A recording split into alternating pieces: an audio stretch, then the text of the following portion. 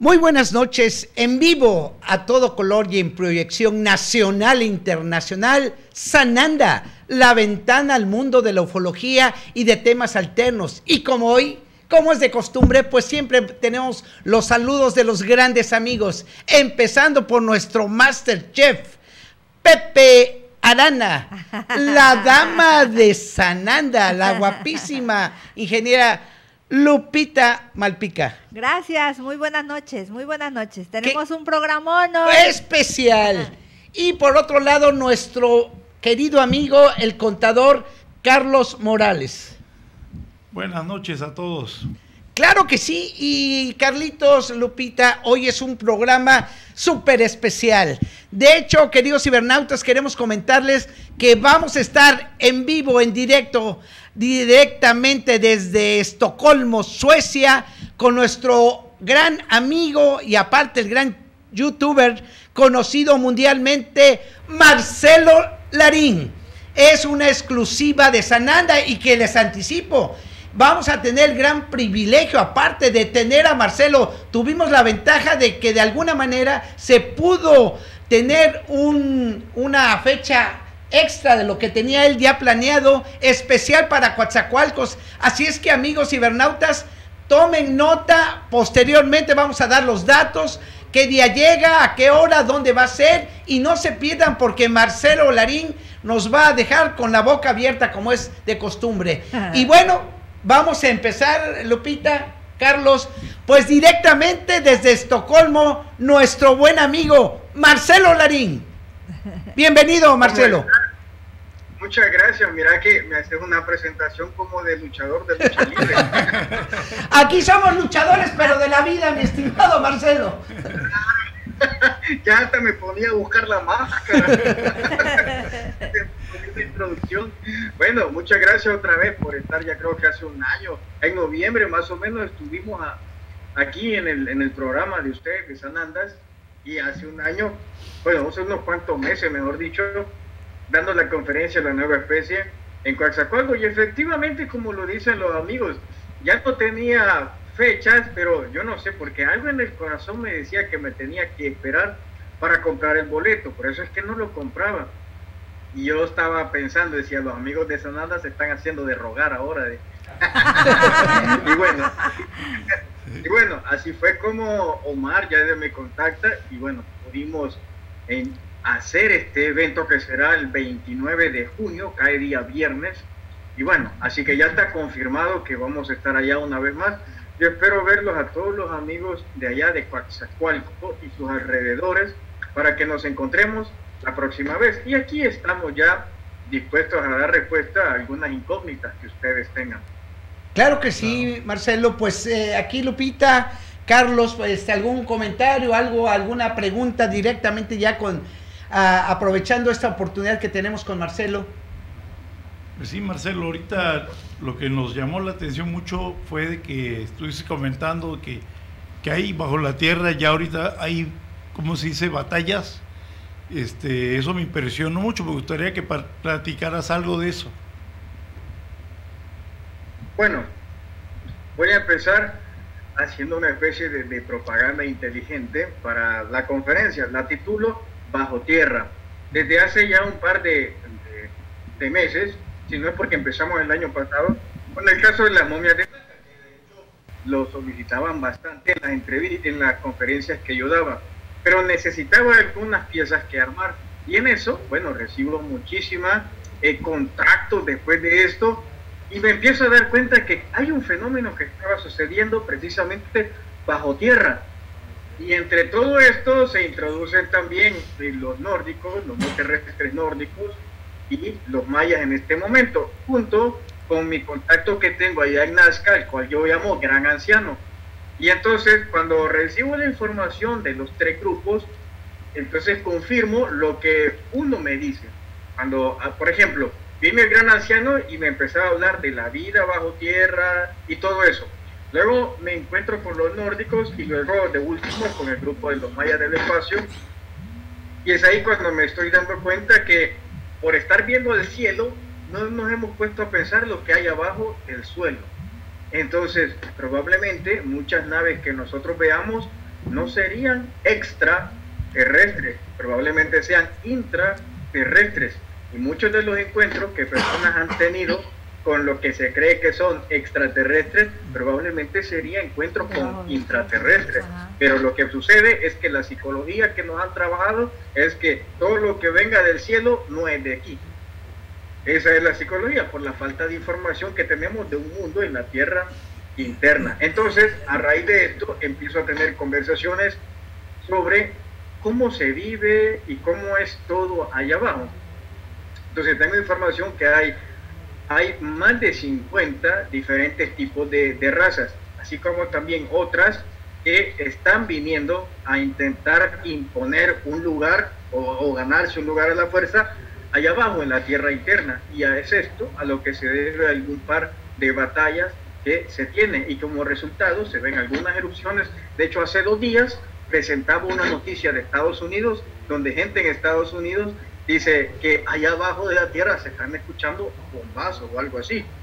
Es un reportaje que me llamó mucho la atención, y eso pasó hace muy pocos días, y yo esto lo dije hace como un mes. Y esto apoya más esa tesis que yo estaba presentando sobre que hay una batalla allá en la tierra interna.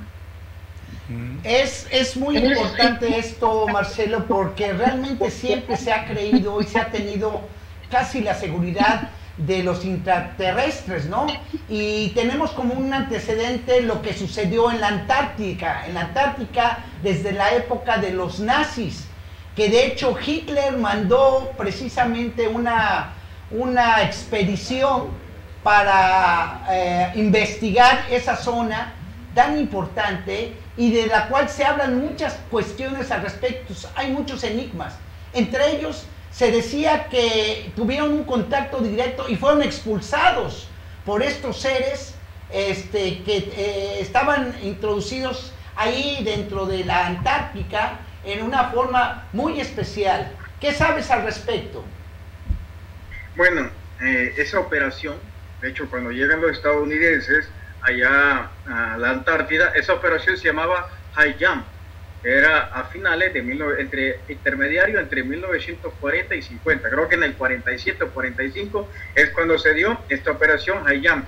¿Qué sucede? Los nazis, cuando llegan allá a la Antártida, ellos tenían su base. Aquí hay que hacer una pequeña división. Lo que pasa es que muchos se preguntarán, bueno, ¿por qué si Hitler tenía esta tecnología, por qué perdió? Esa sería una pregunta muy lógica, porque si ya tenía contacto con extraterrestres, tenía tecnología, ¿cómo es que perdieron? Esa es una pregunta muy lógica. ¿Qué es lo que sucede? Que los nazis se dividían en 2 grupos.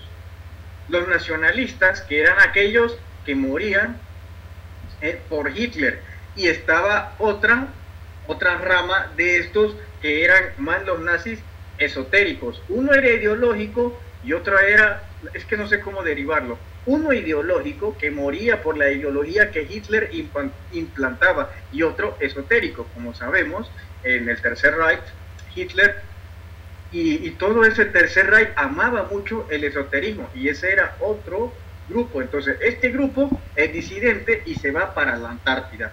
Por eso es que no se encuentra en Alemania, sino se van a la Antártida. Es allá en donde suceden 2 cosas.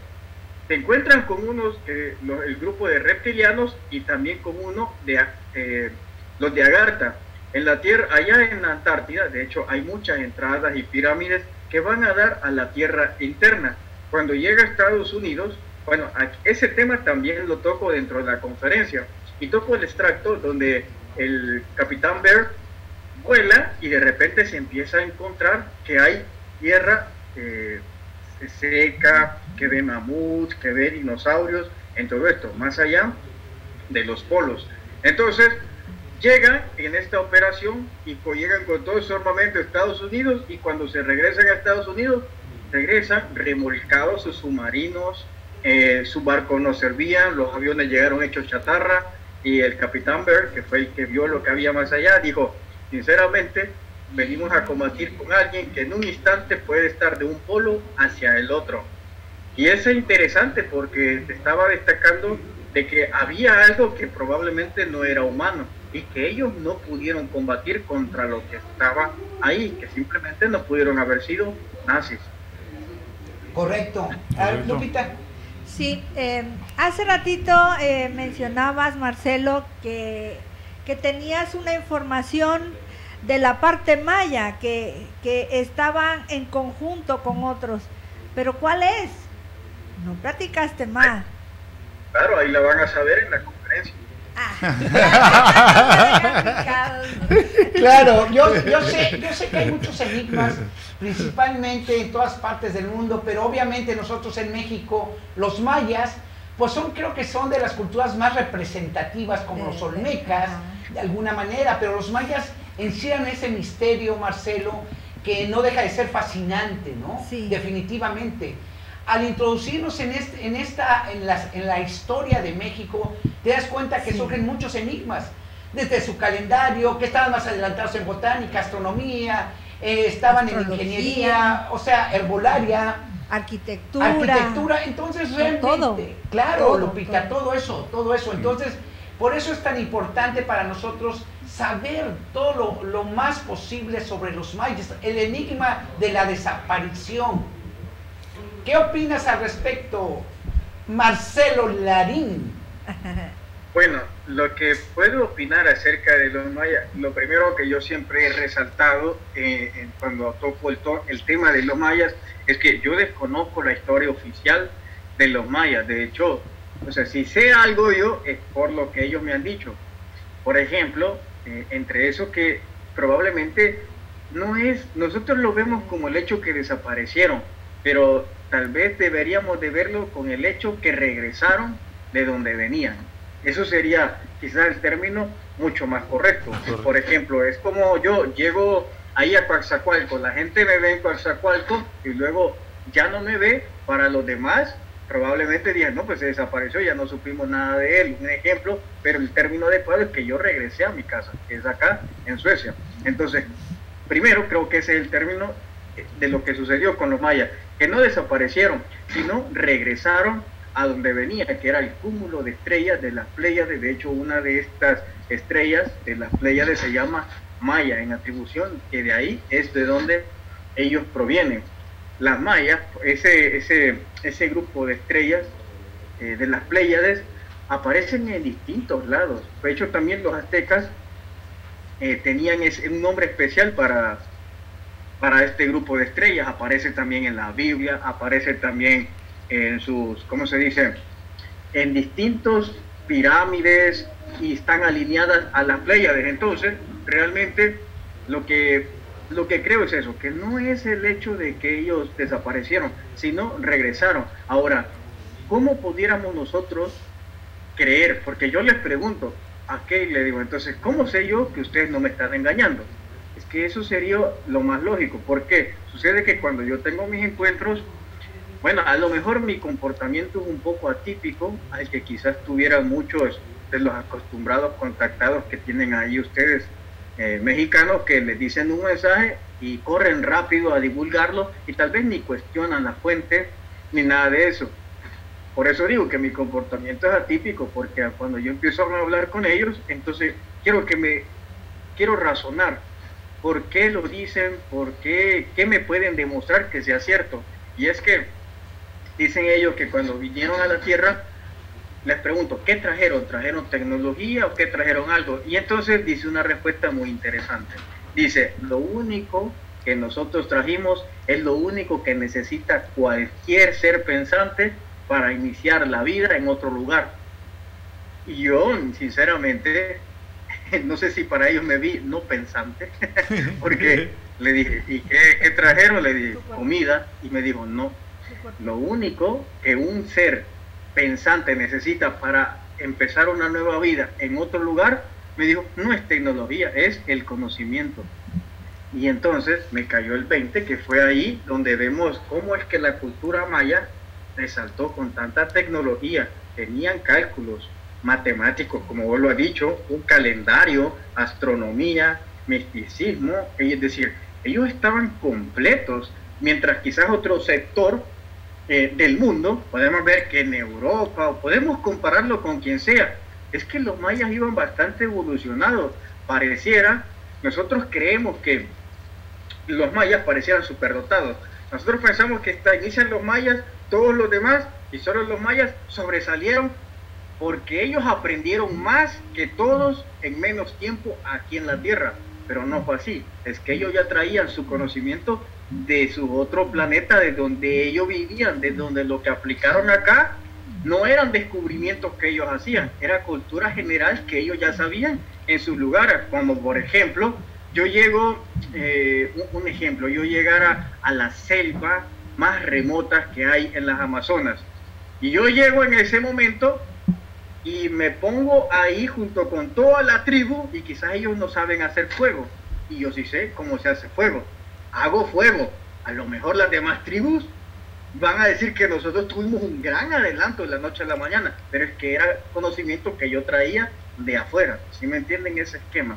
En este es el punto en donde los mayas sobresalen en todo, no porque fueran más inteligentes, porque ellos ya tenían el conocimiento que aquí los demás nativos no habían descubierto. Es correcto, es correcta tu apreciación. Carlitos, ¿algún comentario al respecto? No, pues, exactamente, ¿no? Ellos ya tenían un conocimiento, ahora sí, muy avanzado, y es lo que nosotros aquí en México queremos saber mucho sobre los mayas, y por eso te preguntamos para que nos despejes muchas dudas, ¿sí? De hecho, la semana que entra, no se lo pierdan, porque también vamos a tener programón. Nos va a visitar igual vía internet o no sé, enlace, el caminante maya Felipe Acta. Entonces, Marcelo, prométenos que nos vas a sintonizar ese día para que veas o para que oigas y estés enterado las cualidades tan grandes que tenían desde tiempos atrás. Felipe practica mucho toda su historia maya en su vida, en lo que hace, y yo creo que te va a gustar mucho esa ponencia del próximo jueves. Claro, lo voy a intentar ver este programa. Lo único que, por ejemplo, fíjate que una cosa que le pregunto a los mayas, porque yo les digo a ellos, mira, yo la verdad es que yo no desconozco todo lo que ustedes me están hablando, y de sus contactos y de su información, yo desconozco todo eso. Y les digo, yo no sé, a lo mejor deberían de contactar con alguien que sepa. A lo que ellos dicen que por eso es que me buscaron, porque yo no estoy contaminado con todas las cosas que se dicen o se hacen, o que se creen y se toman por ciertas, y no son así, y por verdades que se tergiversaron.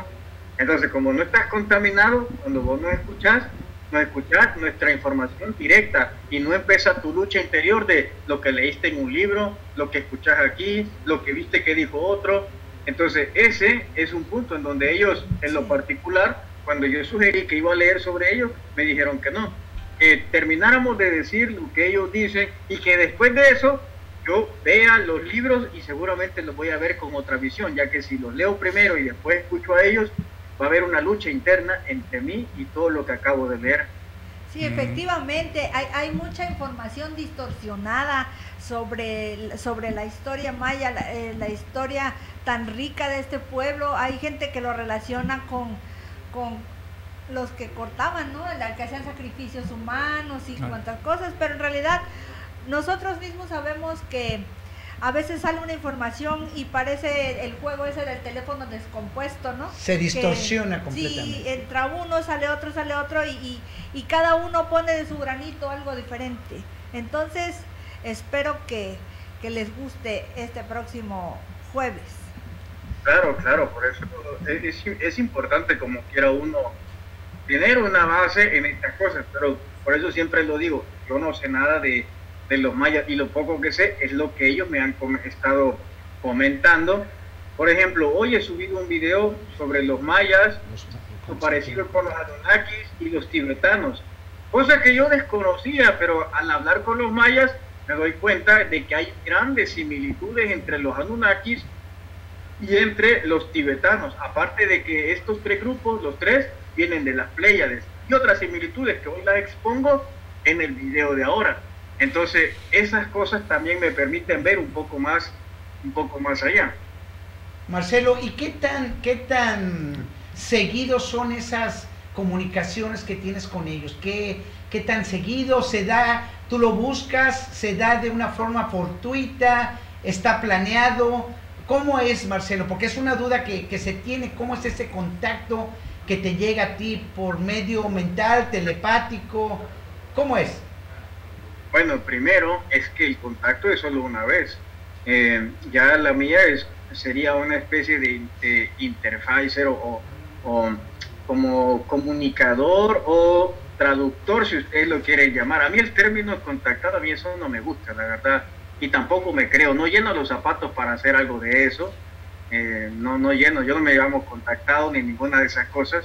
Entonces, ¿cómo sucede? Es que hay una intermediaria, que es una chica que se llama Tare, que atraviesa la pared, y es ella la que me sirvió de contacto con él. Eso es número uno, a nivel físico, pero al nivel más arriba es Dios. Es Él el que hace todas las cosas. Él es el que decide con quién uno va y con quién no, con quién se encuentra y con quién no. Básicamente es Dios el que elige, no soy yo. Entonces todos los encuentros nunca han sido mentales o canalizaciones. Yo creo que no hago esas cosas. Los míos son físicamente, cara a cara, face to face. De hecho, los mayas me han regalado una cabeza de cristal grande, solo que me dijeron que por 40 días la tenga bajo tierra y después de eso la puedo sacar. No sé por qué, pero cuando ya la pueda sacar se van a dar cuenta. Es una cabeza bastante grande y tiene un cráneo, es como de cristal o no sé qué es, pero tiene un cráneo muy alargado hacia atrás. Entonces, eso me lo obsequiaron en este último encuentro. Pesa bastante esa cosa, pero la tuve que enterrar por recomendaciones de ellos 40 días, no sé por qué, pero cuando ya la saque, la voy a mostrar acá. ¿El material es cristal de roca, es cuarzo, es piedra? No sé. No sabes. Que yo no sé nada. Yo no sé nada, se lo prometo que yo no sé ni de cuarzo, no sé nada de eso. Entonces, solamente le puedo decir que brilla muchísimo brilla, pesa mucho. No sé, es un pulido impresionante, lo que sea. De hecho, está bien detallado todo. Así que eso es lo que pude ver. Correcto. Así que no le he podido ver bien, sobre todo porque mis encuentros siempre son como alrededor de la 1 de la mañana en un bosque que está por acá.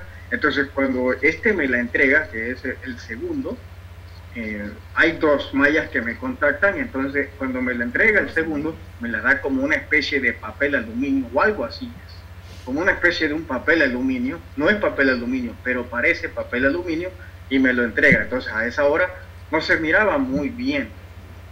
Bueno, aquí en Suecia, como a la 1 empieza de la mañana o 2 empieza a salir pequeños rayos del sol, así que medio pude visualizarla que era así. No la he visto ya plenamente porque en ese momento la enterré y me dijeron que en 40 días fuera y la sacara.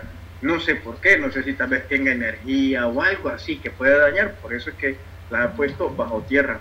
Pero cuando ya la saque, la voy a mostrar para que todos la puedan ver. Muchas gracias. A ver, ¿alguna pregunta, Carlos?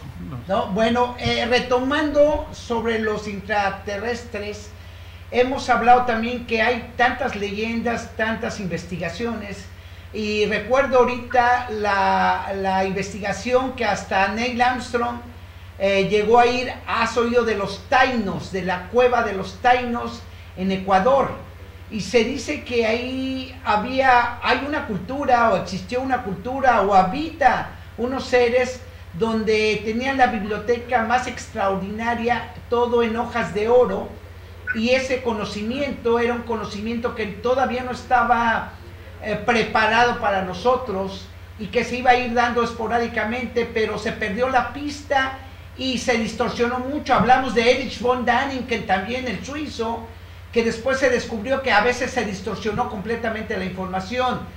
¿Qué sabes al respecto de los Tainos, mi estimado Marcelo Larín? Bueno, la cueva de los Tainos efectivamente es una buena pregunta. Falcao es curioso porque me está haciendo todas las preguntas que tengo ya ahí en la diapositiva. Así que eso, lo que dice Falcao, verdad, eso es a medida, creo que a finales de 1970, Neil Armstrong llega a la cueva de los Tallos y llega junto con otros dos expedicionistas.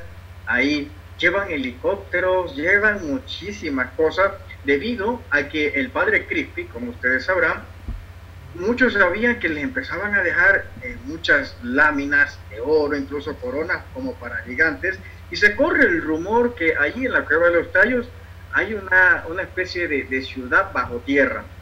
Y bueno, a raíz de eso se hace una pequeña expedición que llevan helicópteros y muchísimas cosas más. Y bueno, para que sepan un poco más, los invito el 29 de junio a la conferencia.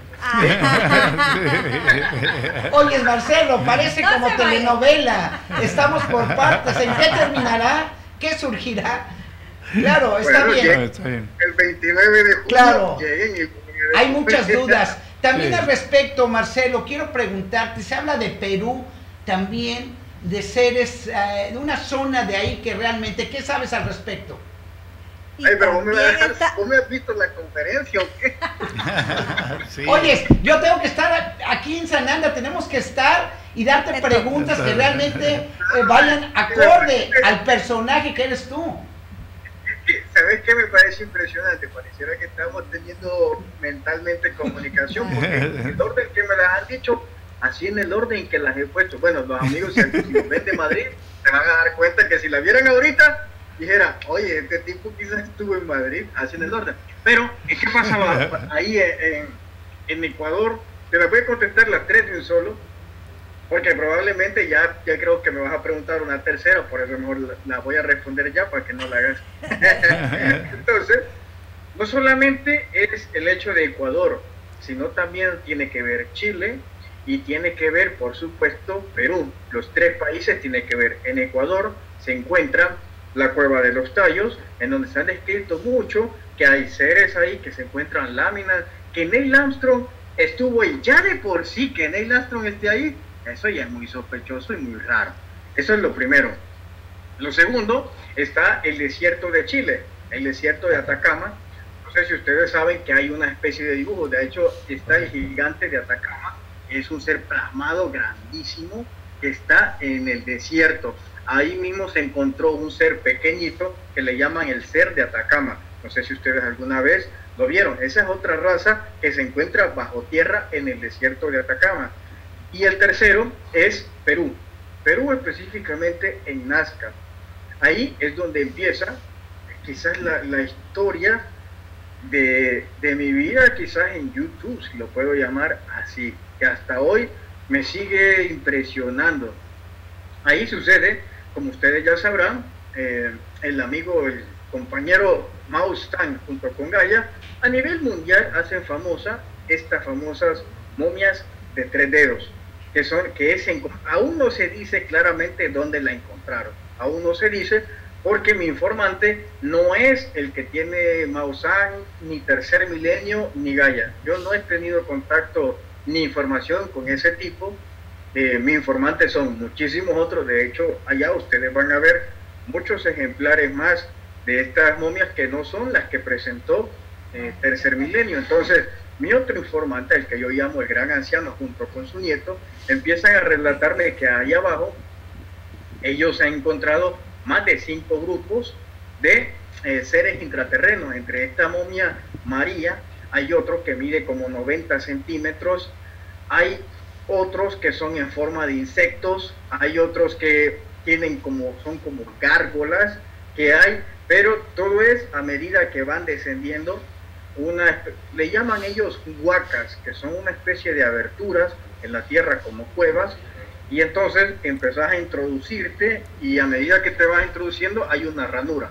En esa ranura te introducís, ya se expande todo y empezás a bajar entre 50 o 60 metros, y cuando vas bajando dice que hay un punto en donde la gravedad se pierde. Ellos dicen que vuelan porque ellos no tienen el lenguaje que nosotros tenemos, no tienen todos los términos, pero ellos dicen que hay un punto que vuela. Yo asumo que le falta gravedad, eso es lo que yo asumo. Cuando ellos me dicen que llega un punto que pueden volar, yo asumo que es que hay ausencia de gravedad en un punto de eso. Después que pasan ellos, vienen todos los niveles de donde se encuentran estos seres, que hay unos que solo son vigilantes, supuestamente solo vigilan, otros que son como nómadas, que los van a poder ver allá en la conferencia con sus imágenes respectivas, porque ahí los voy catalogando todos los que me van informando. Así que hay un hábitat, incluso yo llego a pensar que hay más especies bajo tierra que las que hay en la superficie, hablando de humanos, en la demografía humana. Hay muchísima más variedad allá abajo, y que es más grande allá abajo que aquí arriba. ¿Por qué? Porque aquí tenemos solo un 30% de los continentes, lo demás es agua. ¿Y qué es lo que está abajo del agua? Pues tierra. Es ahí donde entonces es mucho más grande que los continentes mismos. Es muy interesante. Carlos, ¿alguna pregunta? Sí, no, pues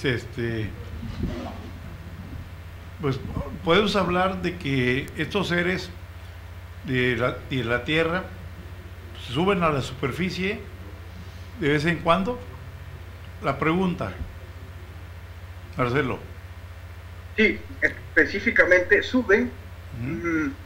En Perú suben cada luna llena. En cada luna llena pueden subir y bajar. De hecho, hay una que no he presentado, pero me presenté en Madrid hace como un mes, quizás, o 3 semanas, y allá llegó un peruano.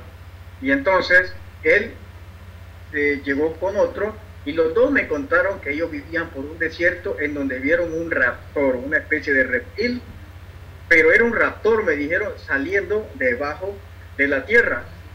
Y hubo otro que me contó que vio un ser gris también efectivamente saliendo de la tierra, que esto fue alrededor de hace unos 30 años. Entonces, todo colinda que sí, salen a la superficie, pero eso es en Perú. También me estoy enterando hace muy poco que en México también hay intraterrenos. Por ejemplo, el árbol maya, valga la redundancia, de los mayas. Yo no sabía que existía ese árbol, sino es porque estos mayas de despacio me lo contaron, no porque yo desconocía que había esto. Como ustedes sabrán, ese árbol también es subdividido los mundos, y entre ellos creían también que había un mundo bajo tierra o el inframundo. Ellos empezaron a vivir ahí hasta que fueron llevados a su lugar, pero ellos comenzaron después a vivir ahí bajo tierra, y cuando ya estaban por estabilizarse es que se los llevaron otra vez hacia las Pléyades, pero primero hicieron una parada en Saturno. En Saturno, lo he mostrado anteriormente, que ellos tenían una base, exactamente, hay un hexágono en el polo de Saturno, ahí es donde llegan todos los que son retornados, hacen una breve estación ahí. Bueno, eso lo he visto, lo puedo mostrar porque lo tengo ya en videos en el canal. Así que esa sería la respuesta. Correcto. Hay una cuestión que también me salta ahorita, Marcelo. ¿Qué pasa cuando la gente es demasiado escéptica? Cuando realmente, cuando tú comentas tus conferencias y te retan prácticamente a decir, no es cierto, es que esto no es lógico, no tiene sentido común, no va dentro, te pueden hablar hasta de la física cuántica o no sé, tantas cosas, ¿no? ¿Cómo enfrentas tú ese tipo de personas? Claro, hay un respeto ante todo, ¿no? Como sucede aquí en Sananda, pero a veces llega el momento en que a veces hay cosas tan obvias, tan lógicas, tan sentido común, que a veces en estos temas es un poquito complejo tener esa sangre fría para enfrentarlo. ¿Cómo lo enfrentas tú, Marcelo?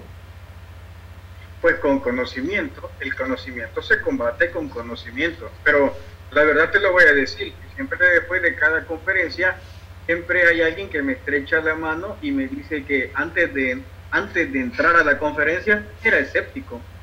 O sea que al final se termina convenciendo de que tal vez no era como ellos creían. Eso es número uno. Ustedes que estuvieron en la conferencia de la nueva especie se dieron cuenta que también llevé a una científica para respaldar parte de lo que yo estaba diciendo y cosas que ustedes pueden corroborar. Lo único es que de armar todas las piezas que existen ahí. Esta es la ronda de las preguntas. Como ustedes saben, también creo que nos echamos como media hora o un poco más respondiendo preguntas. Que así es. Todos tuvieron respuesta. En ningún momento yo me retracté o dije, yo no sé qué responder. Todos tuvieron su respuesta, y es porque todo lo que yo conozco, todo lo que yo sé, ha sido por mis encuentros con personas no terrestres. Entonces todo lo que yo puedo responder es lo que yo sé. Si yo lo estuviera improvisando, probablemente yo no tuviera respuesta así de rápida para todo lo que se la doy. Entonces cuando está un escéptico, está excelente que esté y está excelente que pregunte. De hecho, yo me los he encontrado en distintas conferencias que he dado en El Salvador, también di una en Honduras, y habían dos que efectivamente me preguntaban siempre a machetazo, como decimos en mi país, y todos tuvieron su respuesta rápida. En ocasiones la respuesta ya estaba, pero como no ponían atención, simplemente pues fueron ciegos a lo que yo había dicho. Pero por lo general no es el hecho que yo haga mis conferencias. Cuando yo las armo, no crean ustedes que yo las armo basado en una creencia, sino en el conocimiento. Y aparte de eso, yo mismo me cuestiono todo. Yo mismo actúo de escéptico y me empiezo a cuestionar. Yo no me creo eso. ¿Qué me haces para comprobármelo? Entonces, eso sirve para cuando estén los escépticos ahí, obtengan todas las respuestas sin preguntarlas. Pero para mí no hay ningún problema que ellos quieran. Ahora, ser escéptico es que todos somos escépticos. A ver, y es que está el punto en donde pensamos que ser escéptico es no creer en extraterrestres, pero es que todos los que creemos extraterrestres somos escépticos a lo que dice la ciencia, que no hay vida, que no hay nadie, que no hay persona. Sí. En ese punto nosotros somos escépticos a lo que dice la ciencia, y aquí estamos comprobándoles que están equivocados y que ellos mienten. Entonces el escepticismo depende de cómo lo quieras jugar. Ahora, el ultra escepticismo lo resumo con una sola palabra: hay gente que no cree en nada, pero que le tiene miedo a todo. Así cierto. Sí, cierto. Muy cierto, Marcelo, muy cierto. Y con mucho conocimiento y con muchas, pero no, el miedo los paraliza. Así es, Lupita, así es. Correctamente. Marcelo, fíjate que estás hablando y bueno, yo siento que hay mucha sabiduría, ¿no? El conocimiento es diferente de la sabiduría, ¿no? El conocimiento todos los días lo estamos macheteando, lo estamos tratando de digerir ideas de otros para entenderlas nosotros y aplicarlas nosotros. La sabiduría ya la trae uno innata, es cuestión de despertarla. Entonces te voy a hacer dos preguntas en una. Tu sabiduría, cuando la sacas a la luz y que aparecen los seres que tú puedes ver, ¿cómo es que sientes cuando te pasa eso? Dices que te paras normalmente 1, 2 de la mañana y tienes contacto con estas personas, pero desde mí, cuando hay alguna situación especial, es como un aviso.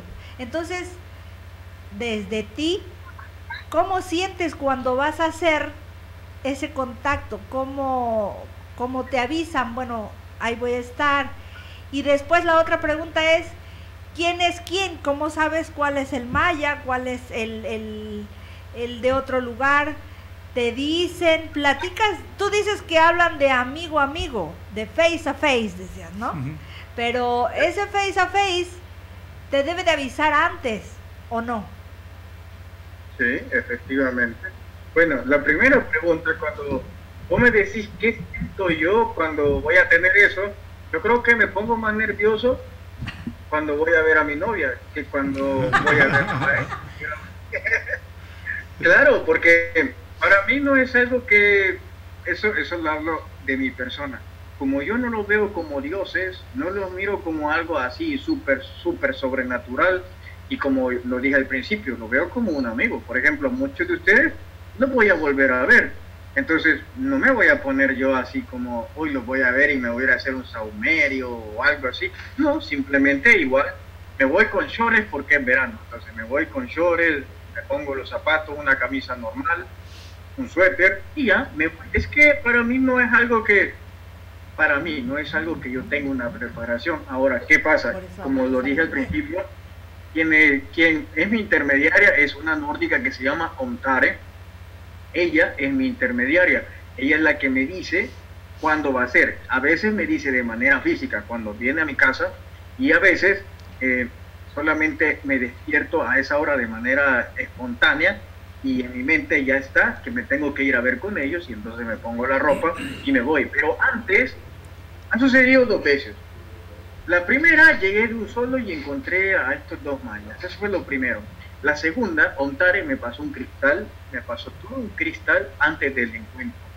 Entonces, eso yo creo que es como una especie de limpia, pero de mi persona, que yo me voy a sentir nervioso a verlos, no tengo nervios, es que es como amigos que yo voy a ver. Entonces, como no los fanatizo, y ellos saben muy bien que yo no voy a entrar en religiosidad con ellos, y hablo de tú a tú con ellos, o sea, yo no tengo ninguna cosa que me ponga nervioso o algo así. Lo veo muy, muy normal. Eso es como primero para contestar tu pregunta. Y lo segundo, ¿cómo sé quién es quién? Es que los mayas ocupan un traje café y tienen el mismo color de piel que yo, son morenos.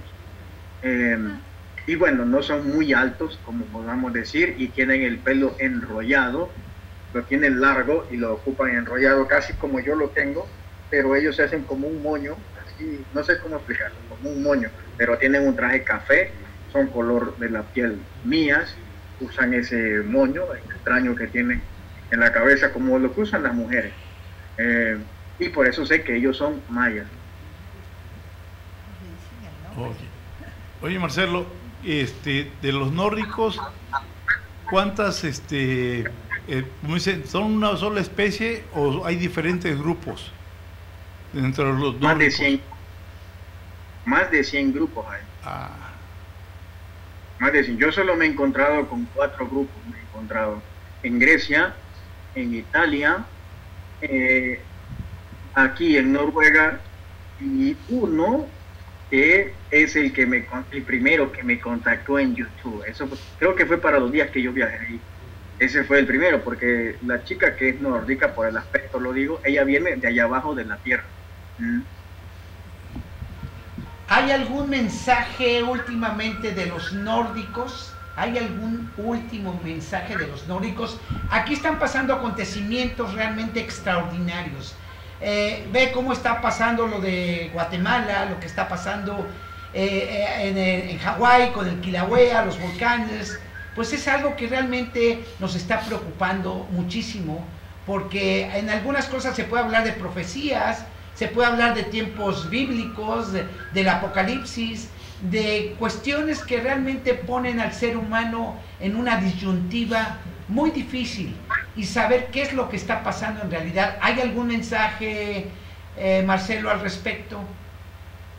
Bueno, es que lo que sucede, amigos, es que, a ver, cuando nosotros escuchamos a alguien que no hace lo que hacen los demás, a veces nos asusta porque no dice lo que estamos acostumbrados a escuchar. ¿Por qué traigo este ejemplo? Sucede que ustedes, allí en México, que es un país que yo amo mucho, he dado mucho, sucede que cuando se contactan los extraterrestres con muchísimos de ahí, básicamente la relación está en 3 términos. El número 1, yo soy superior a vos y vos vas a decir lo que yo digo. Número 2, va a haber un mensaje. Y número 3 es de destrucción. En esos 3 términos gira siempre los contactados de México, que tienen todos mis respetos, y la crítica no es hacia ellos, sino en el mensaje. Entonces, cuando hay alguien que se sale de esto, que no está hablando de destrucción ni de mensaje, porque al contrario a mí, yo lo que le estoy brindando es información que va armando un rompecabezas de todos ustedes.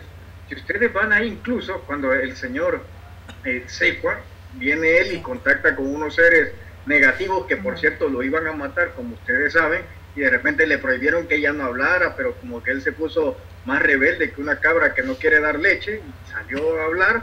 Entonces, cuando él dice va a haber destrucción y todo, en ese momento me contactan los nórdicos y dicen, mira, nosotros sugerimos, porque siempre bajo sugerencia, que si puedes decir esto, esto y esto.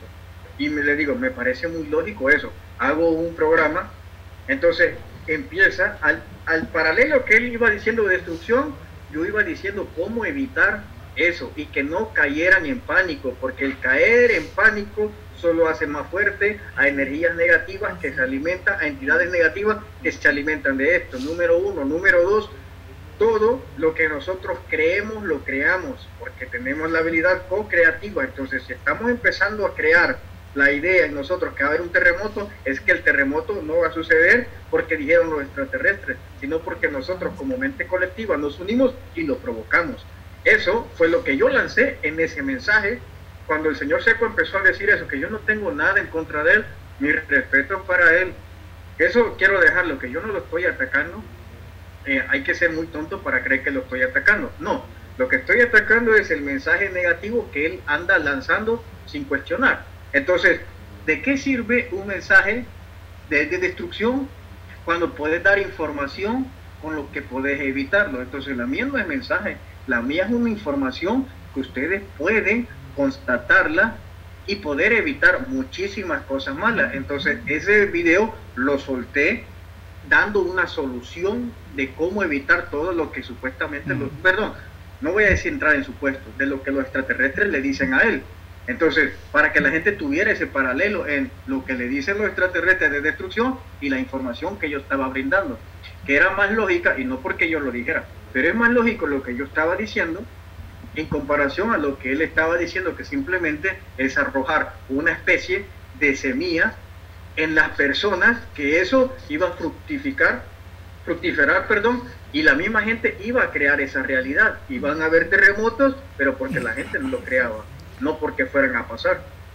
Entonces, claro, es eso donde yo creo que debemos, y yo estoy luchando con eso realmente, en quitarnos toda esa cosa donde hemos o han estado mal acostumbrados, sobre todo algunos medios de comunicación alternativos. Como vuelvo a decir, tienen todo mi respeto, pero yo tengo diciendo de que cada vez que alguien se encuentra con extraterrestres, ¿por qué tiene que haber un mensaje? ¿Por qué mejor no hay una información coherente? ¿Por qué no hay conocimiento?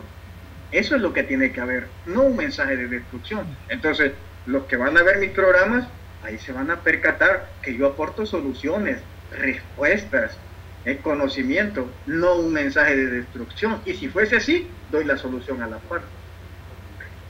Claro. Oye, en la conferencia vas a mostrar la foto de la nórdica.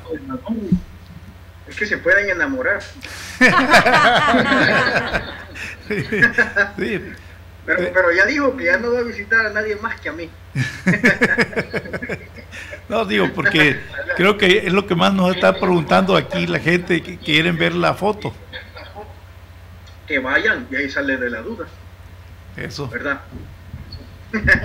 Claro. Difícil. Estás puesto difícil últimamente. Claro, es que yo entiendo que es precisamente a donde tú vas a despejar todas las preguntas, todas las incógnitas sobre lo que estás hablando, ¿no? Precisamente ese es el objetivo. Exacto.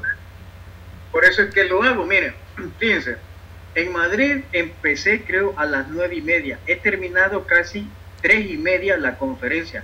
9:30, 3:30, la conferencia estaba estipulada para 2 horas y empiezo 2 horas, pero después la gente tenía tantas preguntas, no solamente de la conferencia, sino de todos. Entonces ahí me percaté que cuando ya hago un programa, es que surgen más dudas y más dudas y más dudas. Entonces no es como que ya tenerlos a todos ahí y todos se fueron contentos con la respuesta. ¿Y qué es lo que sucede? Cuando hago un programa yo estoy consciente que no puedo contestar. ¿Te imaginas? Hablo a las 9:30 y terminé a las 3:30. O sea, son casi 6 horas que me aventé ahí, y hasta todavía hizo falta porque ya del local nos estaban sacando. Entonces, son cosas que la gente se va a seguir preguntando y va a ser algo que nunca va a terminar. Sí, además existe un desgaste físico, de alguna manera intelectual, porque estás coordinando de alguna manera, y eso pues también te pega, ¿no? Es natural, como ser humano, obviamente tenemos un límite en todo, y eso también es lógico, ¿no? Eso también, pero sucede un fenómeno que ahí en las conferencias hay una gran sinergia que pasa entre todos. Entonces nunca hay agotamiento, por el contrario, es muy enriquecedor que estemos como un ping pong, que todo el mundo esté preguntando todas las cosas que quiere y todos siempre tienen su respuesta, todos la tienen. Entonces, ¿qué sucede? Los que quieran hacer todas sus preguntas, pueden ir allá a la conferencia, que va a haber mucho tiempo, supongo que va a haber mucho tiempo, para que para que pregunten todo lo que ustedes quieran, menos intimidades. Y de ahí pueden preguntar lo que ustedes quieran y van a suplirse de todas las respuestas que voy a dar. Oyes, Marcelo, independientemente, ¿has escrito algún libro? ¿Tienes algún material que sea factible para el público? ¿Algo que pueda el público adquirir de alguna forma? Claro.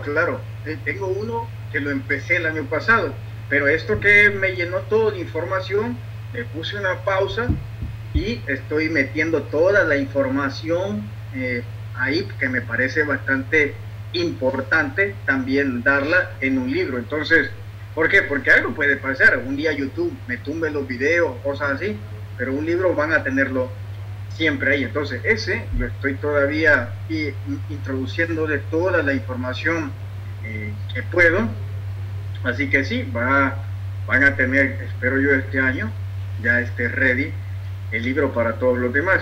Pero quiero también decirles en ese aspecto que podemos hacer una cosa, porque yo entiendo también que tal vez por un horario, por cosas así, las personas no van a poder asistir porque algo suceda. Entonces les propongo que hagamos otro programa y recojan las preguntas que la gente quiera, y las preguntas que quiera las voy a contestar acá de manera general. No Me parece muy bien, excelente. Sí, mira, nosotros claro, ahora sí hemos visto aquí un ser en el Cerro San Martín pequeño. No se ha visto ninguna nave cuando se aparece ese ser. Entonces tengo la impresión que es que ese ser viene de la Tierra, ¿sí? Y ya cuando estés acá en Coatzacoalcos te vamos a mostrar, si no es que te llevamos a conocer el lugar, ¿sí? Bueno, así entonces, que te tienes que venir preparado porque ellos son grandes caminantes. Sí. No, por supuesto, si como voy a estar un día antes, podemos ir sin ningún problema, podemos hacerlo. Y es posible todo lo que vos decís. De hecho, hay muchas leyendas de ustedes que narran que hay seres que viven bajo tierra y que también salen a la superficie. Probablemente puede haber. Y si hay uno, hay más, porque ¿quiénes fueron los papás de este? Sí. Claro, y mira, la gran ventaja que tiene México, como cada país, contamos con una gama tan exquisita, tan diversa de folclore, de leyendas urbanas, de esa historia que nos nutre, Marcelo, en una forma tan increíble, y que nos sentimos tan orgullosos nosotros los mexicanos de nuestras raíces, porque eso sí, tenemos raíces, que es lo más importante, y eso nos llena de antemano a todos estos pueblos hermanos también, que de alguna manera estamos unidos, y eso nos lleva como resultado a un mejor conocimiento. Sí, mira, el Cerro de San Martín es muy misterioso. Ahí hay un comedor gigante que de hecho la vez pasada que viniste te queríamos llevar también, porque se encontró un comedor que para proporciones para hombres muy grandes, ¿sí? Y eso no se ha dado a conocer aquí a nadie en México, está oculto. No se ha dado a conocer ese comedor. Entonces también queríamos aprovechar de irlo a ver, ¿sí? Y mi pregunta ahorita, también te quiero preguntar sobre Yellowstone, porque también está saliendo información de que ya está tirando vapor. ¿Tú qué sabes? Yellowstone. Sí. Sí, la caldera que está en Estados Unidos, donde está el Old File, que es un geyser, donde ha alterado mucho todo eso, porque ya sabes que los geysers tienen un tiempo para sacar el agua, y ahora ya se alteró todo eso. Y se habla que si se llegara a ver un terremoto, un magno terremoto, empezaría también por ahí, donde empieza también agarraría la parte de lo que llamamos la falla de San Andrés, pero que la caldera gigante iniciaría ahí precisamente en Yellowstone, y ahí es donde está el peligro, porque ya han ido científicos y están viendo una alteración en todo sentido. eso está tomándose como una alerta a nivel mundial. Entonces, digo, no es alarmarnos, pero sí tomar precaución. ¿Sabes algo al respecto? Bueno, lo que sé es que hay muchísimos cambios que se están dando, pero muchos son generados.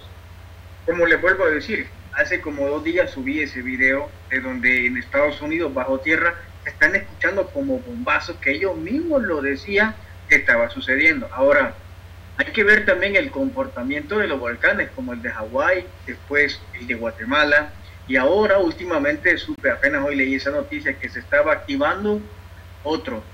Probablemente tiene que ver o por las batallas que están sucediendo en la tierra interna, o probablemente también pueda ser algo creado. Y voy a tomar este ejemplo. ¿Por qué no pensar que puede ser algo creado? Piensa.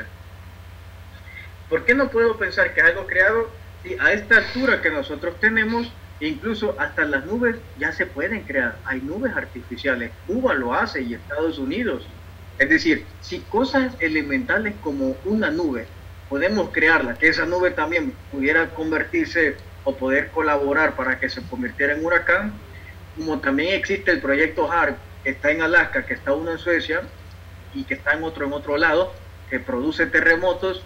¿Por qué no pensar que también han creado algo que produzca que los volcanes hagan erupción?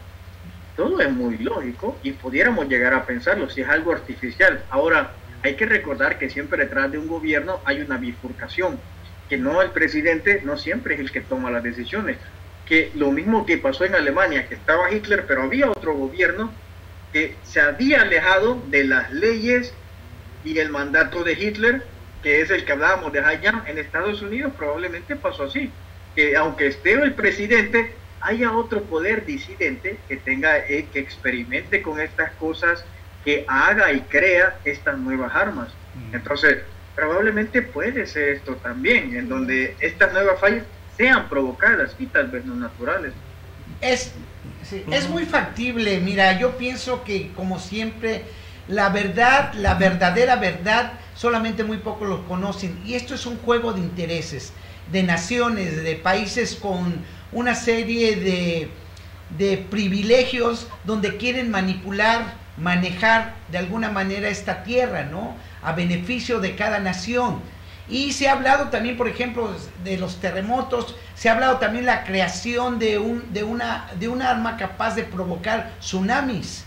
Y se han hecho pruebas donde últimamente se ha creído que algunos tsunamis han sido creados de alguna forma, como tú has dicho, crear las nubes, crear huracanes, es muy factible. Por eso te decía, es que hay un punto que yo me he preguntado, ¿cuándo el planeta dejó, o sea, el mismo planeta dejó de tener el monopolio de su comportamiento o de su clima? Porque, como decís, es que probablemente ya son provocadas muchas de estas cosas. Probable que unas sean natural, pero otras pueden ser provocadas. Por ejemplo, decía yo el ejemplo de las nubes, la creación de las nubes. Eso es algo que ya lo podemos hacer. O que le hemos quitado la exclusividad a Dios y ya nosotros podemos clonar personas. Entonces realmente nos empezamos a dar cuenta que ya podemos manipular quizás nuestro clima, podemos manipular muchas cosas. Digo, podemos como humanidad, pero no nosotros, el pueblo.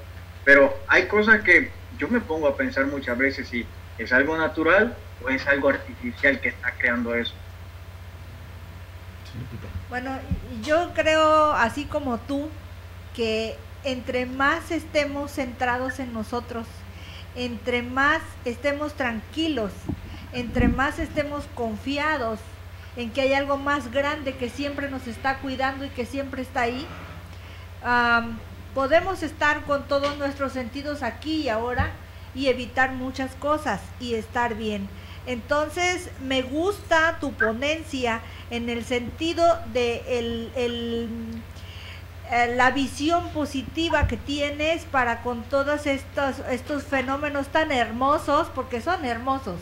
O sea, si nos ponemos a ver desde otro punto de vista, se ve súper, han pasado cosas, pero se ve muy bonito el volcán a la hora de que hace erupción, pues es un espectáculo que nunca es muy difícil que se dé todo el tiempo, ¿no?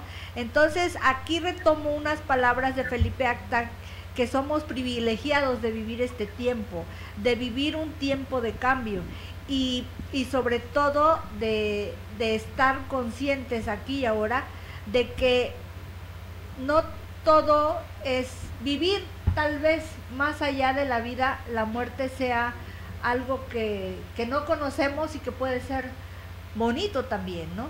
Entonces, quitemos el miedo, abracemos a todo lo que sale, a todo lo que pasa, todo siempre es para aprender, todo siempre es para ser más grande y pues si lo podemos ver desde el punto de vista sin miedo, que es un espectáculo que tendríamos que dar gracias por estar viviéndolo porque no todo el tiempo se da, pues qué bueno, ¿no? Qué bueno que nos tocó a nosotros este tiempo así. Sí, Marcelo, realmente, bueno, como dice aquí Lupita, realmente yo creo que el estar en estos tiempos, pues es un privilegio porque realmente esto se va a volver historia, ¿no? Sí. De alguna forma, entonces estamos siendo parte de una historia. Algunos como yo, que ya tenemos unas bastantes décadas, hemos tenido ese gran honor de ver esa evolución en muchas cosas. Ya, por ejemplo, como tú, son nuevas generaciones que no vivieron lo que uno vivió, ¿sí? Y además lo recuerdas con mucho gusto. Entonces, es lo que tenemos que enseñar a las nuevas generaciones, apreciar, valorar, que sepan entender, comprender, de ser conscientes de que tenemos que cuidar este planeta por esta generación y las generaciones que vengan. Debemos de ser muy conscientes de crear vida, no de destruirla. Eso para mí es el factor fundamental y la razón porque también los seres alienígenas creo que se preocupan por eso, ver que hagamos lo correcto. Eso es para mí lo más fundamental y eso es lo que nos debe llevar a un objetivo de salvar este planeta porque vale la pena vivirlo y no debemos de destruir. Faltan muchas generaciones si queremos que estas generaciones prevalezcan por muchos siglos más, por muchos miles de años más. Bueno, a lo que acabas de decir, yo creo que lo voy a resumir en dos palabras, en los dos componentes más importantes de la vida acá. Primero es que el planeta deberíamos de dejarlo mejor de lo que lo encontramos. Correcto, así es. Punto número dos, en las personas. A las personas cuando las conocemos deberíamos de dejarla mejor de lo que la encontramos. Independientemente de un saludo en la mañana, un texto, una mirada, deberíamos dejarla mejor de la que la hemos encontrado. Yo creo que eso es lo básico. Correcto. Tienes toda la razón. Tienes toda la razón. Sí, te escucho. Sí, te escucho. Solo eso les estaba diciendo. Claro, mira, yo pienso que de alguna manera, Marcelo, el objetivo del ser humano es que estemos en unión, en concordancia, estemos en un equilibrio para poder llegar a los objetivos positivos, constructivos para este planeta. Porque para destruirlo sobran 10,000 razones y hay gente como todo, hay gente buena y hay gente mala. Pero dicen que aún dentro de la luz existe la oscuridad y dentro de la oscuridad hay estrellas. Entonces considero que tenemos que equilibrar esas fuerzas. Claro, es que eso es lo que tenemos que hacer. Equilibrar esa clave que acabas de decir es que es verdad en el punto en donde humanamente, es más, espérate, por mi experiencia de encontrarme con no terrestres, mi concepto de lo bueno y lo malo ha cambiado. Es que cuando vos escuchás otros puntos de vista, entonces lo que creías bueno, tal vez no es bueno y era malo, y lo que era malo, tal vez es bueno. Lo digo porque es que lo bueno y lo malo es relativo y todo dependerá siempre del punto de vista que nosotros podamos verlos. Fíjate que voy a citar un ejemplo de esto en lo que es lo bueno y lo malo. Fíjate que yo soy papá y viene mi hijo, un ejemplo, y se cae. Y cada vez que se caiga, yo salgo corriendo a levantarlo, como todos. pero de repente hubiera otro padre que cae su hijo y lo levanta una vez y vuelve a caer y no lo levanta. El hijo entonces, ¿qué va a hacer? Aparte de llorar, se va a levantar. Cuando se vuelva a caer, se va a levantar él solo. Cuando se va a dar cuenta que después ya no necesita del papá y desarrolló la capacidad de levantarse. Mientras que el otro niño, cuando acude cada vez que se cae el papá, jamás va a desarrollar la habilidad de poderse levantar él solo de sus caídas. Entonces, en esos dos puntos, si hay una persona que observa, ¿qué va a pensar? Que el padre que sale corriendo cada vez que se cae el niño es el bueno, y el otro que se lo levantó una vez es el malo. Pero después se va a dar cuenta que el que no lo recogía hizo bien, porque desarrolló su hijo las capacidades. Esto lo traigo acá, en donde lo bueno y lo malo, yo creo que va a haber un punto en donde debemos de filosofar si es bueno lo que hacemos como humanidad o es malo, o lo que creemos que es malo terminaría siendo bueno. Lo digo porque mi punto de vista de lo bueno y lo malo cambió totalmente a raíz de conversaciones que he tenido con no terrestres. Entonces, a veces yo discrepo mucho con personas cuando entramos en esto, de lo que es bueno y lo que es malo, porque hasta que lo ves de otro punto de vista, te das cuenta que no era malo, como el ejemplo que acabo de dar del niño que se cae. Claro, y es cuestión de mentalidades, de alguna forma, ¿no? Es respetable, porque también yo quiero decirte que todo guarda un equilibrio y siempre debe de haber una enseñanza. Dicen que para llegar al éxito primero te tienes que caer, y te tienes que caer, y te tienes que caer. Entonces, esa es la fuerza, pero eso es lo que te hace especial, la fuerza, la voluntad, el creer en ti, el que crean en ti. A veces el ser humano no tiene esa fuerza que es creer en uno mismo, ¿sí? Y se deja llevar por lo que la sociedad o lo que te imponen por religión, te imponen por ideologías, te imponen por sistemas. Pero realmente la esencia del ser humano es la libertad, es ser libre completamente. Entonces tenemos que luchar por esos ideales. Decía, el hombre puede morir, pero no sus ideales. Y yo soy de ese tipo de persona que estoy cortado con esa tijera. Creo en los ideales, creo en lo que creo realmente y lucho por ello, porque eso me va a hacer íntegro. La integridad que te va a dar, aunque no esté nadie, si tú sabes que estás haciendo lo correcto, ese es el valor de la integridad, de tus valores, de lo que se te ha enseñado. Pero es lo que nos falta también en esta sociedad, aplicarlo más, porque se están perdiendo valores, se está perdiendo el temor a Dios, se está perdiendo el amor al civismo, a nuestro país, a nuestros valores. Eso se está perdiendo, Marcelo. Y eso es muy triste realmente, porque estamos viviendo un mundo light, un mundo plástico, un mundo rápido, y así no vamos a llegar a nada. Exacto, totalmente de acuerdo en eso que vos decís, que hay valores que hemos perdido y que deberíamos recuperarlos. Es que yo estoy de acuerdo en eso, Falcán, todo lo que acabas de decir, tenés mucha razón, y son parte de las cosas que deberíamos recuperar, y por eso es importante también estudiar y analizar estas culturas antiguas, porque ellos sabían demasiado, muchas cosas que las generaciones posteriores, en vez de saberlas, pues las ignoramos y las desconocemos. Por ejemplo, yo soy una de esas. Mayas también hubieron donde yo había, y yo no sé de ellos, y debería de saberlo, porque ellos sabían muchas cosas, muchos valores, mucha ética, mucha inteligencia, que las desconocemos. Sabían de matemáticas, y nosotros los americanos, y digo todos los mexicanos, teniendo los mayas que eran grandes matemáticos, nos ponen a ver a Albert Einstein, pudiendo aprender las matemáticas de los mayas. Entonces, es ahí donde vos te estás dando cuenta realmente cómo es posible de que teniendo, es cabrón esto, disculpen la palabra. Sí. Muy mexicana la palabra, ¿eh? Así es que aquí es normal, acuérdate, todo está en la connotación, como se diga. Claro, entonces es bien cabrón esto, porque mira, nuestros contenidos en los libros de educación, en vez de hablarnos de los conocimientos que tenían nuestros antepasados, nos hablan de los conocimientos que tenían los alemanes, los estadounidenses, los franceses, cuando todo lo que saben ellos o sabían, ya lo sabían los mayas. Entonces te das cuenta que los mismos libros que tenés nos hacen tener una disociación de personalidad cultural. Sí. Y entonces, en vez de admirar los mayas, empezamos a admirar a Albert Einstein. Entonces, claro. Son cosas que yo creo, siempre me he puesto a pensar en eso. teniendo científicos como fueron los mayas, tanta cultura como los aztecas y como todos los demás, nos ponemos a imitar y ponernos en pleno zócalo camisas del Real Madrid, del Barcelona y cosas así, en donde nos damos cuenta que hay una disociación de personalidad cultural que existe en nuestros países, donde deberíamos de admirar y retomar los valores, cultura y conocimiento de nuestros antepasados, pero no es así.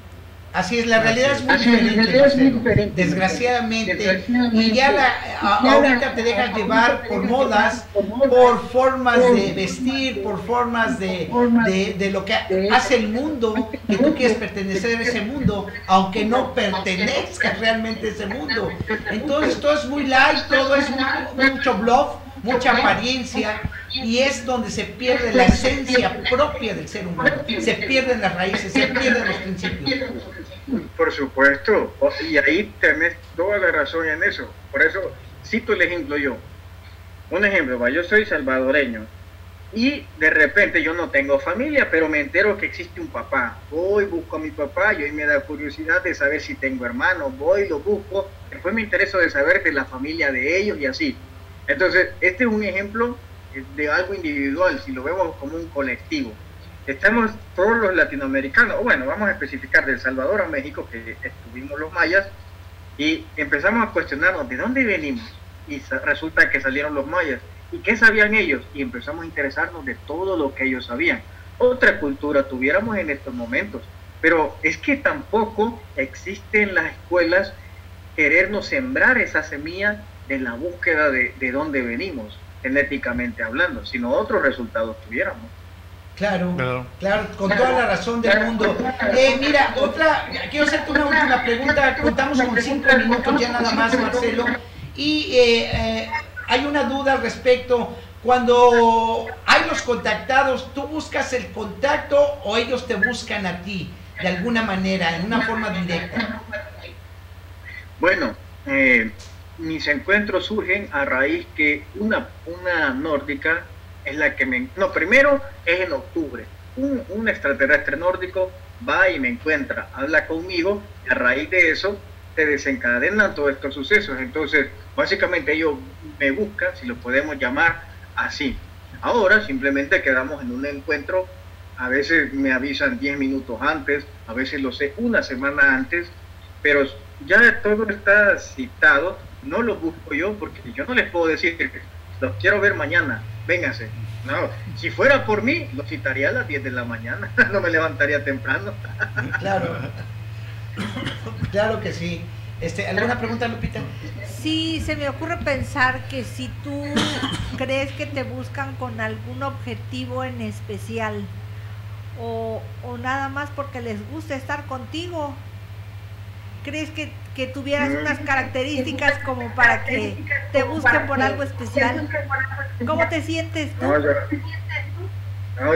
Yo no sé si la nórdica me busca a mí. Lo que yo creo que la nórdica, después de conocerme, ya no quiere aventuras con más nadie, porque solo a mí me gusta. Entonces algo tienes que le llama la atención. No lo sé, le voy a preguntarle otra vez que ya me lo confiese, a ver.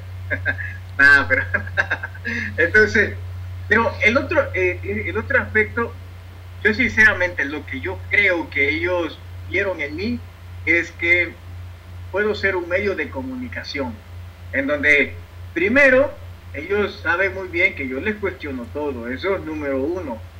Segundo, no crean que yo soy alguien que, porque yo veo a alguien que viene bajando de algún ovni, ya voy y lo adoro y les voy a dar un mensaje de destrucción a todos.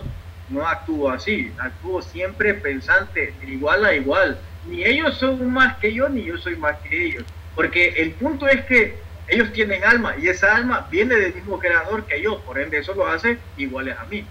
Eso es lo primero que yo me pongo en la mente. Entonces, creo que ese hecho que yo no lo veo como algo grandísimo, sino como personas normales, yo creo que ese es un punto a favor por lo que me buscaron. Y número dos, por el hecho que puedo ser un intermediario para dar algún tipo de información que a su vez le arma el rompecabezas personal a cada uno de ellos. Aparte de eso, no creo que tenga otra característica diferente. No creo que tenga otra característica diferente. Marcelo, pues queremos darte las gracias. Ya sabes que todo tiene un principio y un fin. Esta plática realmente es saludable, es reconfortable, aprende uno contigo, hay un intercambio, estamos en la misma conexión. Y yo creo que va a haber muchas preguntas, muchas respuestas ahora en tu conferencia que está programada en la fecha de... El 29 de junio a las 5 de la tarde en el Salón Ferrocarrilero de Coatzacoalcos. ¿Dónde se venderán los boletos? En la tienda 13 soles, ahí se van a estar a la venta los boletos. Así es que, Marcelo, pues aquí te vamos a estar esperando con los brazos abiertos. Ya sabes que México es un país que siempre a los extranjeros, a gente como tú, siempre es un placer atenderlos y cobijarlos con todo nuestro cariño. Y pues no nos despedimos, sé que este día que vengas estaremos aquí disfrutando de tu compañía y comentando tantos detalles y tantas preguntas que hacerte. Claro, por supuesto. Esto simplemente es un preámbulo para todas las veces seguramente que vamos a seguir visitando Coatzacoalcos, un lugar que me quedé con muchas ganas de conocerlo, pero que hoy lo vamos a conocer. Claro que sí. Lupita, ¿algunas palabras de despedida con Marcelo? Pues sí, estamos aquí ansiosos de que estés por acá, de que te vuelvas a sentar aquí con nosotros y tengamos una plática muy rica como las que siempre hemos tenido. Estamos seguros de que tienes bastante público. Vente con mucha pila, tanto para caminar como para contestar. Aquí te estamos esperando con los brazos abiertos, Marcelo. Contador. Pues lo mismo, esperamos verte aquí muy pronto y seguir descifrando los misterios del universo. Dan, por favor, día, fecha y lugar. El día 29 de junio a las 5 de la tarde en el Salón Ferrocarrilero de Coatzacoalcos. Los esperamos para la conferencia de Marcelo Lari. La venta de boletos. La venta de boletos de la tienda 13 soles de antigüedades. Ahí estarán. Llave y Bravo. Entre esquina, Llave y Bravo. Y la invitación la reitero para el siguiente programa, próximo jueves. Marcelo, vas a estar con nosotros, ¿verdad? Claro, para que la gente haga preguntas, porque es que también entiendo que probablemente alguien tiene compromiso o cosas así, a ver no pueda llegar, entonces que tengan la oportunidad de hacer las preguntas y listo, yo les voy a dar respuestas a las que nos alcance el tiempo. Claro. Pues muchas gracias, Marcelo, te agradecemos todo el panel, todo el equipo de Sananda por esta oportunidad que nos diste de este enlace desde Estocolmo. Muchas gracias por tu tiempo y por este preámbulo que va a ser increíble ahora en la conferencia. Claro, por supuesto, amigos, lo espero este 29 de junio allá en Veracruz, Coatzacoalcos. Muchas gracias y pues que Dios te bendiga y acá nos veremos. Muchas gracias. ¿Y cómo nos despedimos? Bueno, ya saben, el pasado ya está hecho. El futuro solo Dios lo conoce. Por eso vivimos el presente, el hoy, algo tan importante. Aprendan a perdonar, a un decir te quiero, te amo, lo siento. Esto es lo que nos va a hacer grandes y vamos a ser trascendentales. Hay que estar conscientes, hay que decirnos lo que sentimos. Y pues ya saben, cibernautas, nuestra palabra favorita, carpe diem. Y hagan todo con pasión. Claro que sí. Muchas gracias, amigos cibernautas. Gracias por sintonizarnos. Y ya saben, hasta la próxima. Que Dios los bendiga mucho. Y no nos olviden. Muchas gracias. Buenas noches. Buenas noches.